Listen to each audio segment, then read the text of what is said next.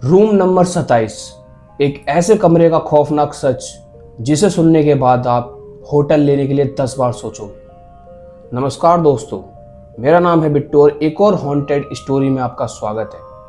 दोस्तों, कुछ होटल सिर्फ रहने के लिए होते हैं, पर कुछ होटल लोगों को सच में रोक लेते हैं। इस कहानी की शुरुआत होती है जयपुर के एक पुराने होटल का नाम था होटल मूनलाइट। ये होटल का नाम सुनने में जितना आपको अच्छा लग रहा है, उतना ही खतरनाक सच है इसका। कुछ समय पहले दो दोस्त हुआ करते थे। अब थे इसलिए बोल रहा हूं क्योंकि इन दोनों के साथ भी वही हुआ जो उस होटल में रुकता। इसके बारे में हम आगे जानेंगे। आखिर उस रात इन दोनों के साथ ऐसा क्या हुआ जिससे इन दोनों की जिंदगी खत्म हो गई। इसे जानने के लिए हमें थोड़ा इनके बारे में जानना होगा। आज से 3 साल पहले राहुल और गोपाल दोनों ही स्कूल टाइम्स के बचपन के दोस्त थे। वो दोनों ही अपने घर के इकलौते बच्चे थे। राहुल थोड़ा मिडिल क्लास फैमिली से बिलोंग करता था और गोपाल थोड़ा गरीब घर से। गोपाल के पिता मजदूरी करते थे, उसका पालन पोषण किया, उसे बड़ा किया। लगभग 55 की उम्र में उनकी तबीयत खराब होने के कारण मौत हो गई। अब इतने कम उम्र में अपने पिता को गुजर जाने के बाद गोपाल टूट सा गया। वो अकेला अकेला रहने लगा और अपनी माँ का ख्याल और घर का ख्याल रखने के लिए उसे नौकरी करनी पड़ी। वो अक्सर अकेले में भूत प्रेतों की कहानियां सुना करता था और किताबें पढ़ता था, जिससे उसका विश्वास धीरे धीरे भूत प्रेतों में होने लगा। और वहीं उल्टा राहुल, भूत प्रेतों में विश्वास ही नहीं था उसका। वो इन सबको बकवास मानता था और इकलौता होने के कारण वो अपने माँ बाप का प्यारा बेटा भी था। तो कुछ समय बाद गोपाल एक और भूत प्रेत की किताब लेने के लिए बाहर निकला। कुछ कदम आगे जाने के बाद ही उसे राहुल दिखा। राहुल ने गोपाल को देखते ही चौंक गया, क्योंकि इतने दिनों बाद उसने गोपाल को देखा था। अब राहुल गोपाल के पास जाता है और कहता है, क्यों बे साले, ना कॉल ना कोई मैसेज, ना मिलने आ रहा है, आखिर बात क्या है? गोपाल अपने आंसू बहुत मुश्किल से छुपा पा रहा था, पर वो खुद को रोक ना पाया और राहुल के सामने रो पड़ा और कहने लगा, मेरे पिता अब नहीं रहे और मेरे घर में मेरी माँ का ख्याल रखने वाला भी कोई नहीं रहा। अब मुझे समझ नहीं आ रहा है कि मैं अपने माँ का ख्याल और घर का ख्याल कैसे रखूं।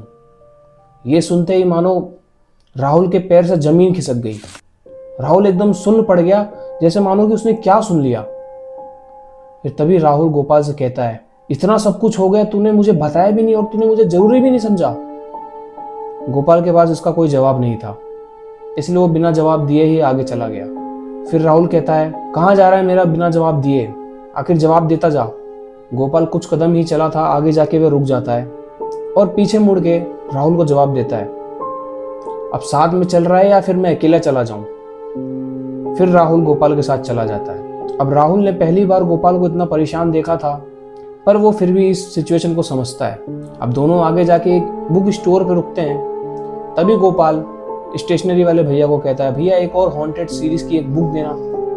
पास में खड़ा राहुल उसे देख के थोड़ी हंसी भी आ रही थी, पर और थोड़ा अजीब भी लग रहा था। उसे समझ नहीं आ रहा था कि ये क्या हो गया गोपाल को, पर वो फिर भी गोपाल को कह पड़ा, भाई देख, मैं तेरी इस परिस्थिति को समझता हूँ, पर ये तू क्या कर रहा है, भूत प्रेतों की कहानी पढ़ रहा है। तभी गोपाल, भाई देख, भूत प्रेत होते हैं, हाँ मुझे पता है कि तुझे भूत प्रेतों में विश्वास नहीं है, इसलिए तू रहने दे।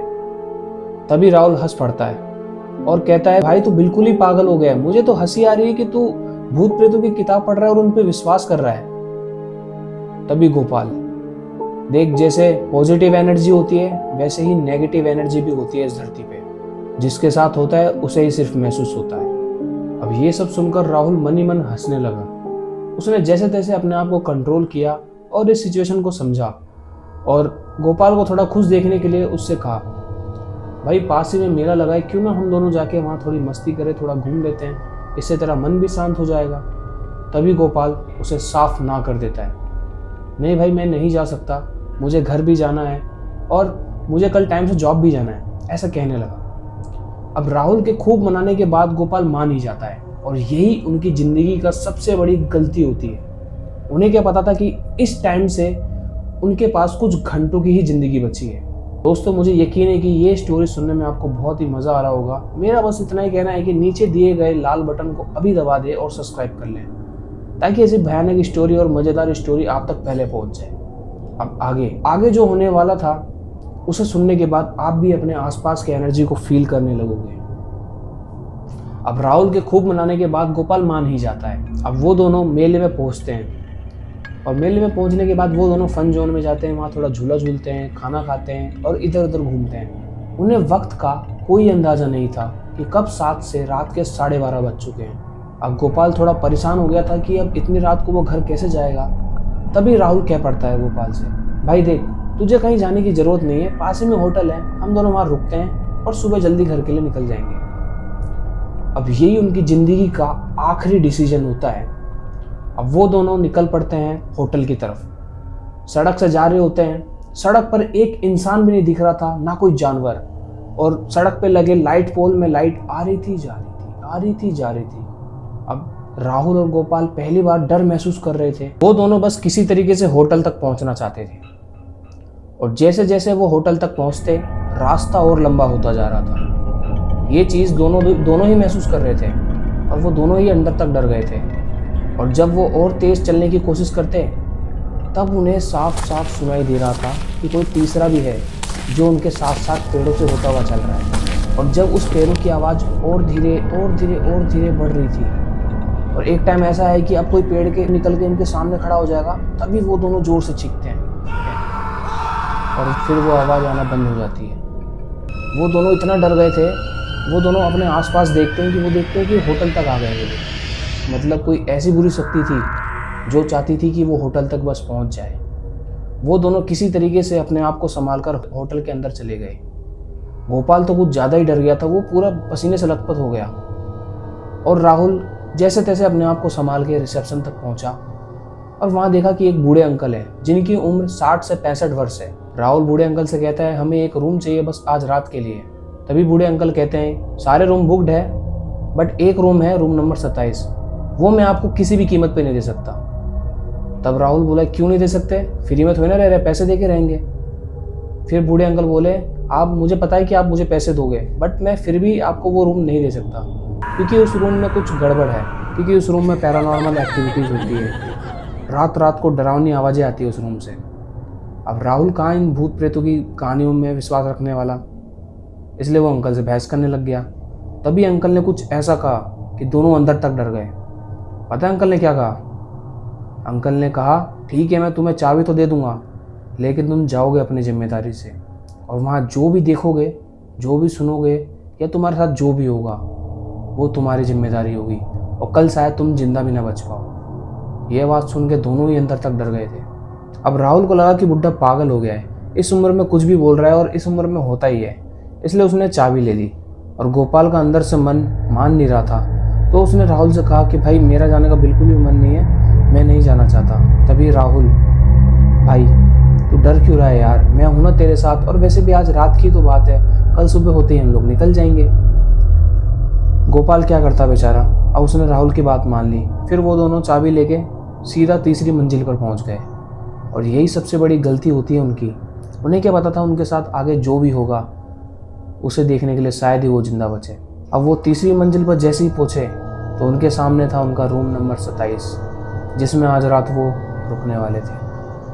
अब वो जैसे ही आगे बढ़े उनके रूम का डोर अपने आप खुल गया, जैसे मानो किसी ने अंदर से खोला हो और उनका ही इंतजार कर रहा हो। अब राहुल को लगा कि अंदर कोई स्टाफ वाला होगा, क्लीनिंग वगैरह कर रहा होगा या बेडशीट वगैरह सही कर रहा होगा।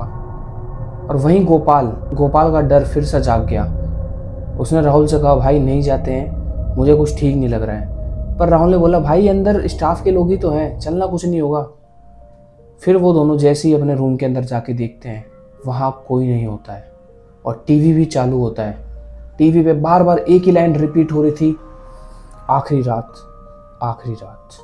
अब गोपाल ये सब देख के वो समझ गया कि उसने बहुत बड़ी गलती कर दी है यहाँ आके, इसलिए वो डर के मारे वो चुपचाप अपने बेड के अंदर चला गया और बेडशीट ओढ़ के सो गया। तभी राहुल, अरे भाई तू डर क्यों रहा है यार, ये टीवी खराब हो गया है। अच्छा एक काम कर, तू खाने के लिए कुछ ऑर्डर कर, मैं जब तक नहा लेता हूँ।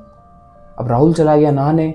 तभी गोपाल खाने के लिए कुछ ऑर्डर करता है और ऑर्डर करते ही 2 मिनट में उसके डोर पे बेल बजता है। अब गोपाल सोचता है इतनी रात को डोर पे बेल किसने बजाया। वो जैसे तैसे हिम्मत करके अपने डोर तक पहुंचा और डोर ओपन करके देखा तो नीचे खाने का प्लेट था और उसके ऊपर प्लेट से ढकी हुई थी और साथ में बिल था। तो उसने खाने का प्लेट, एक हाथ में खाने का प्लेट, एक हाथ में बिल, दोनों उठाया और जब उसने बिल खोल के देखा वो डर गया। उस बिल पे पता है क्या लिखा था? For the last guest. अब गोपाल बिल देख के एकदम डर गया। उसने तुरंत वो बिल फेंक दिया जमीन पे और जैसे ही उसने बिल फेंका, गोपाल के हाथ में रखी खाने की प्लेट वो अपने आप हिलने लगी और गोपाल ने जैसे ही उस खाने के प्लेट को हटाया उसके होश उड़ गए। उसके हाथ पैर कांपने लग गए और मुंह से एक आवाज भी नहीं निकल रही थी। आखिर ऐसा क्या देख लिया था उसने? दोस्तों, अब आगे जो मैं बताने जा रहा हूँ उस पर आप शायद ये विश्वास कर पाए। उस प्लेट में गोपाल ने जो देखा वो और कुछ नहीं, उसके पिता का कटा हुआ सिर था। अब गोपाल की इतनी बुरी हालत हो गई, वो एक जगह में जम गया। एक तरफ से उसके हाथ पैर अकड़ गए, आवाज भी नहीं निकल रही उसके गले से। फिर उसने जोर से चीखा। तभी राहुल बाथरूम से दौड़ता हुआ उसके पास आया और उसने गोपाल से कहा, अरे क्या हुआ गोपाल, चीख क्यों रहा है? गोपाल ने कहा, वो खाने की प्लेट में मेरे पापा, वो मेरे पापा का सर। तभी राहुल गया फटाफट से, देखा तो उसने वहां और कुछ नहीं, चिकन करी था। और वो चिकन करी लाके गोपाल को दिखाता है। देख, बोलता है, ये देख चिकन करी है। भाई तू एक काम कर, तू सो जा, तू बहुत डर गया है। और राहुल ने गोपाल को सुला दिया और उसे सुलाने के बाद खुद भी सो गया। अब ठीक रात 2:30 बजे बाथरूम का शावर अपने आप चालू हो जाता है और उसकी आवाज से राहुल जागता है और वो बाथरूम में जाके शावर को बंद करता है और बाथरूम में लगे मिरर में जैसे ही देखता है वहां खड़ा होता है गोपाल। गोपाल का शरीर पूरा सड़ चुका होता है, जिसे 1-2 साल तक अगर अपन किसी को गाड़ के रखते जमीन के अंदर मुर्दे को, वैसा शरीर 1-2 साल बाद हो जाता है ना, वैसा ही शरीर ढल रहा था गोपाल का। राहुल देख के डर गया। वो जल्दी से पीछे मुड़ के देखा कोई नहीं था। वो इतना डर गया था, उसे वो समझ नहीं आया उसने क्या देखा। फिर वापस से वो शावर बंद करने लगा। फिर वही मिरर में उसने वापस देखा तो देखा फिर से गोपाल नीचे खड़ा था, पर इस बार हंस रहा था। ये सब देख के राहुल समझ नहीं पा रहा था कि ये क्या हो रहा है और उसने जैसे पीछे मुड़ के देखा फिर से गायब हो चुका था। अब राहुल जल्दी से दौड़ के बेडरूम में जाता है और देखता है कि गोपाल सो रहा होता है। राहुल इसे देख के बहुत ही डर गया था। उसे कुछ समझ नहीं आ रहा था कि उसने जो देखा वो सच था या कोई छलावा। वो जैसे तैसे हनुमान चालीसा पढ़ा और सो गया। उस रात इन दोनों के साथ जो भी हुआ वो इतनी आसानी से तो इन दोनों का पीछा नहीं छोड़ने वाला था। जैसे तैसे उन दोनों ने रात काटी और सुबह होते ही होटल के रिसेप्शन पर पहुंचे। वहाँ पे बूढ़े अंकल ने जब उन्हें उस कमरे से जिंदा लौटते हुए देखा, उनके तो होश ही उड़ गए। उन्होंने कहा, तुम जिंदा कैसे बच गए? राहुल ने कहा, अंकल आप जो भी कह रहे थे वो बिल्कुल सच था। हमने देखा भी और महसूस भी किया। आखिर ऐसा क्या हुआ था उस कमरे में? तभी बूढ़े अंकल कहते हैं, आज से 3 साल पहले उसी कमरे में तुम्हारी उम्र का एक लड़का अपने आप को जलाकर मार डाला। जब ये बात उन दोनों ने सुनी तो वो होटल से बाहर आ गए और एक दूसरे से बिना बात करे अपने अपने घर चले गए। फिर उसके आगे पता है क्या हुआ गाइस? आप यकीन नहीं करोगे। कुछ दिन बाद ही गोपाल की लाश उसके कमरे में मिलती है और ठीक वैसे ही गोपाल की लाश होती है जैसे राहुल ने बाथरूम में देखा था, बिल्कुल सड़ी हुई। गोपाल की लाश देखने से ऐसा लग रहा था कि 1-2 साल पुरानी लाश हो, किसी कब्र से खोद के निकाली गई हो। पर ऐसा कैसे हो सकता है? 2 दिन पहले तो वो होटल में रुक के आया। जब ये बात राहुल को पता चली वो और ज्यादा डर गया। उसे गोपाल की लाश दिखने लगी। वो ठीक वैसी ही लाश दिखने लगी जहां उसने होटल में देखा था। अब कुछ दिनों बाद अचानक से राहुल की भी मौत हो जाती है। उसकी भी लाश उसके ही कमरे में मिलती है और ठीक वैसी ही स्थिति में जैसे गोपाल की लाश थी।